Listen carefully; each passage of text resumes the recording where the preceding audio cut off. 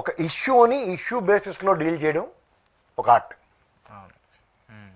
Issue బేసిస్ని popup చేయడం ఇంకొక art, issue లేకపోయినా ఇష్యూని క్రియేట్ చేయడం ఒకటి. వీళ్ళు మించిన లేరు ఆ విషయంలో. జగన్మోహన్ రెడ్డి ఓడిపోవడానికి అవి చాలా చాలా చాలా అంటే ల్యాండ్ టైటిలింగ్ యాక్ట్ కావచ్చు. ఇప్పుడు ల్యాండ్ టైటిలింగ్ యాక్ట్ ఎవరిది? కేంద్ర ప్రభుత్వం మన నెత్తికెట్టింది. వీళ్ళందరికీ ఏంటంటే అందరూ రాహుల్ ద్రావిడ్లాగా ఇప్పుడున్న ప్రాంతీయ పార్టీలు అందరూ ఒళ్ళల్లా ప్యాడ్లు కట్టుకుని బీజేపీ అయినా కానీ కళ్ళు మూసుకుని డిఫెన్సే ఆడతాడు. ఒప్పుడు కొట్టు అది ఫుల్ టాస్ చేసినా సరే డిఫెన్సే ఆడతారు. సో అడ్వాంటేజ్ అది తీసుకున్నప్పుడు ఏమవుతుంది, ఇడిగాపు తీడు అన్న ఆశాలు ఆలేస్తున్నారు. దానికి తగ్గ టీలు కూడా డిఫెన్స్ ప్యాటర్న్లో ఉండి అటాకింగ్ మోడ్ అన్నది ఉండదు. ఏంటి అనేది వాళ్ళ దగ్గర ఉన్న 0.83 బ్యాచ్ గారు ఎవరైతే ఉన్నారో బీజేపీ లోకల్ వాళ్ళు పరాణ బుక్కులు అంటాం వాళ్ళని, పారాసైట్స్ని.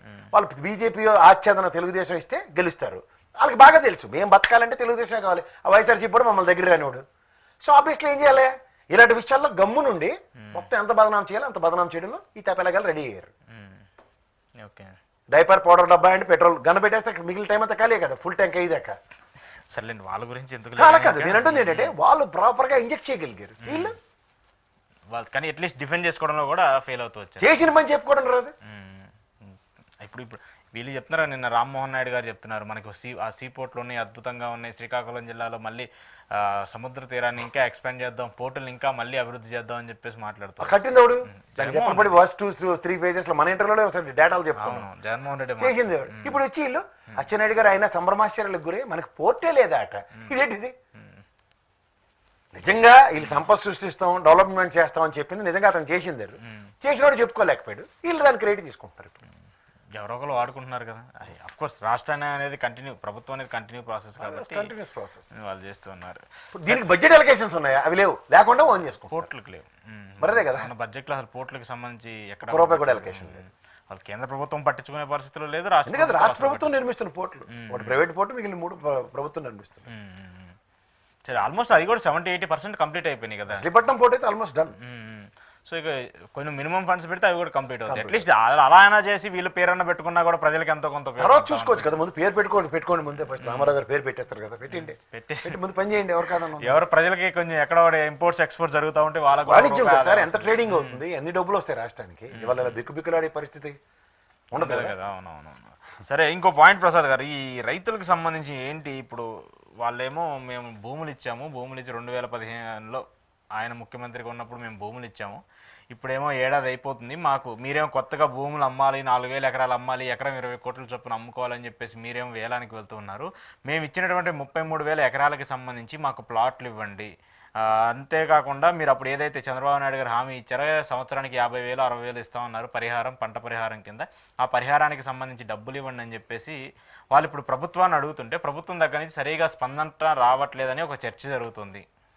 ఇప్పుడు మనకి ఒక మాట చెప్పాలంటే లెక్క ఉంది దీనికి. అమరావతి రాజధాని ప్రాంతాలు 53,748 ఎకరాలు ఆల్మోస్ట్ ఎక్వైర్ చేశారు. ఇందులో అమరావతికి సీడ్ క్యాపిటల్కి 1575 ఎకరాలు అలొకేట్ చేశారు. కేటాయించిన ప్లాట్లు 64,765, రెసిడెన్షియల్ 38,303, కమర్షియల్ 26,462. ఇందులో ఈ డేటాలో ఇప్పటి వరకు మీరు చూసుకుంటే 43,891 ప్లాట్లు మాత్రమే, అంటే 67.77% రిజిస్ట్రేషన్ అయ్యాయి. ఓకే. రెసిడెన్షియల్ ఏమో అందులో 26,060, కమర్షియల్ 17,831. ఒక చిన్న లాజిక్ చెప్తాను. ఇప్పుడు ఇందులో మొన్న చంద్రబాబు నాయుడు గారు ఉదాహరణకి 5 ఎకరాల భూమి కొన్నారు కదా, వీళ్ళ దగ్గర నుంచి కొనాలి. ఇది రెగ్యులర్గా రిజిస్ట్రేషన్.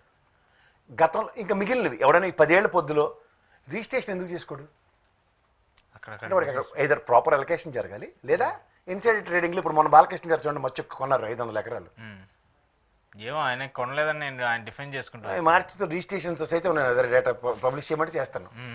ఆల్రెడీ ఇచ్చాను కూడా మీకు విత్ రిజిస్ట్రేషన్ డేట్లతో రిజిస్టర్ ఆఫీస్లో ఉన్న ట్రాన్సాక్షన్స్ కూడా చూడండి మీరు. ఇవాళ గూగుల్ యుగం సార్, బటన్ నొక్కితే స్టాటిస్టిక్స్ అన్నీ వస్తున్నాయి. అది ఎందుకు కానీ ఇప్పుడు ఈ విషయం మాట్లాడదాం.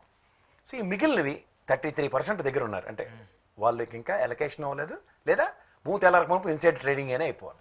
ఈ రెండిట్లో ఏదో ఒకటే కదా. మీరు అన్నట్టు రైతులు కొంతమంది ఆందోళన చేస్తారు, అలొకేషన్స్ అవ్వలే మాకు ఇస్తానని డబ్బులు అని. ఇప్పుడు దీనికి ఒక కౌంటర్ పాయింట్ మాడదాం. గతంలో చంద్రబాబు నాయుడు గారు 2014లో ప్రమాణ స్వీకారానికి మీకు గ్యాప్ కొంత వెంకయ్యనాయుడు గారు సాక్ష్యంగా పెద్దానికైనా పెద్ద మొత్తం ఐదులో మనకు పనిచేసేవాడు కాబట్టి ఆయనలో గమనిస్తే ముంపు ప్రాంతాలని మాకు కలిపితేనే కానీ ప్రమాణ స్వీకారం చేయను అన్నాడు ఆయన. చేశారు కదా, 30 గ్రామ పనులు తెలంగాణను తీసుకొచ్చి ఆంధ్రాలో కలిపి చేసింది 7 మండలాలు కదా, 7 మండలాలు. అది చంద్రబాబు నాయుడు గారు రాష్ట్రానికి కమిట్మెంట్ అన్నప్పుడు. ఇవాళ అమరావతికి గజిట్ లేదు, రాజధాని లేని రాష్ట్రం అని ఎంత బాధపడుతున్నాయినా, నేను చాలాసార్లు మాట్లాడుతున్నాను ఈ కొత్తగా. ఇదే రాజధాని మీరు అఫీషియల్ గజెట్ రేపు పొద్దున్న మాకు పునఃప్రారంభంకి వస్తున్నారు కదా సార్, తీసుకురండి, నేను అప్పుడు పునఃప్రారంభంకి ఇన్విట్ చేస్తాను, అయిపోయింది దానికి. లేదా 11 నెలల ముందు నేను ప్రమాణ స్వీకారం చేయనని చెప్పిన ఉదంతం చెప్పండి. ఆయన అలా ఏమనలేదు, ఈ రెండు అనలేదు కదా. అంటే అమరావతి పట్ల చిత్తశుద్ధి అన్న దగ్గర అవమాన భారాన్ని ఎదుర్కొన్న 34,000 ఎకరాలు ఇచ్చి 29 గ్రామ ప్రజల రైతుల మనోభావాలకి ఎవరి వల్ల ఎక్కువ గాయమైనట్టు? ఇంకా గాయని తొరపడానికే కదా వీళ్ళకి 164 స్థానాలు ఇచ్చారు. ఫస్ట్ ఆఫ్ ఆల్ ఏది హెడ్ చేయాలో అది తప్ప అన్నీ చేస్తున్నారు. ఈ పునఃప్రారంభ పనులు సారాంశంలో మళ్ళీ కొత్త ఎక్విషన్కి ఒక బ్రాండ్ అంబాసిడర్గా నరేంద్ర మోడీ గారిని క్రియేట్ చేస్తున్న పనే తప్ప అసలు విషయం ఏమైనా కనబడిందే లేదు. అంటే ఇప్పుడు మొదటిదానికి కళ్యాణం అయితేనే కదా సార్ కడదానికి కళ్యాణం గురించి ఆలోచించవలసింది. ఇప్పుడు మొదటిదానికి కళ్యాణం విషయంలో ఎక్కడ మనకి ఛాలెంజెస్ ఉన్నాయి? దీనికి అఫీషియల్గా ఇది అమరావతి రాజధాని. ఎందుకు మనం ఒక చిన్న లాజిక్ కూడా మాడచ్చు. 15,000 కోట్ల అప్పు తీసుకొచ్చాం వరల్డ్ బ్యాంక్ దగ్గర నుంచి, ఏషియన్ మార్కెట్ అవన్నీ కలిపి 31,000 కోట్ల అప్పులు. ఎందుకంటే హట్కో దగ్గర నుంచి కూడా 11,000 కోట్లు. దీంట్లో వరల్డ్ బ్యాంక్ కండిషన్ తెలుసు కదా, 3 to 6 months టెన్యూర్లో ఒక ఇన్స్పెక్షన్ తర్వాత ఆయన అగ్రిగేట్ 370 crores ఇస్తూ ఉంటారు. 3 to 6 months 370 crores చూడండి ఆ క్లాస్. సో ఇది అన్నప్పుడు వీళ్ళు చెప్పిన స్టెప్లే టు 3 yearsలో is it practically possible? Okay, let be practical logistics. ఇప్పుడు ఫస్ట్ ఆఫ్ ఆల్ ఈ 11 నెలల as soon as the step into 1570 ఎకరాలు సీడ్ క్యాపిటల్ రోడ్డు ఉంది. పటాను యుద్ధ ప్రాతిపదిక సీడ్ క్యాపిటల్ రోడ్డు అయిందా? లేదు. గతంలో పాపం మా బొలిశెట్టి గారు జనసేన పార్టీలో ఉండి పర్యావరణం కేసులు వేశారు. ఇప్పుడు ఆయనతో పర్యావరణ కేసులు విరమించుకోవడానికి సేపు పైపచ్చి పొత్తులోనే ఉన్నారు కదా. సీడ్ క్యాపిటల్ రోడ్డు వేయడానికి వచ్చిన కష్టం ఏంటి? ఇంకా కరకట్ట వ్యాపారమే కదా మంది. అసలు అక్కడ రోడ్లే సరిగా లేవు కదా ముందు ప్లాన్. ప్రాపర్ ఇన్ఫ్రాస్ట్రక్చర్ మీద ఈ ప్రభుత్వానికి ఫోకస్ లేక కమర్షియల్ అండ్ రెసిడెన్షియల్ ఫ్లాట్స్ 67.77 అంటే రిమైనింగ్ 33% మీద వీళ్ళు ఈ రోజుకి కూడా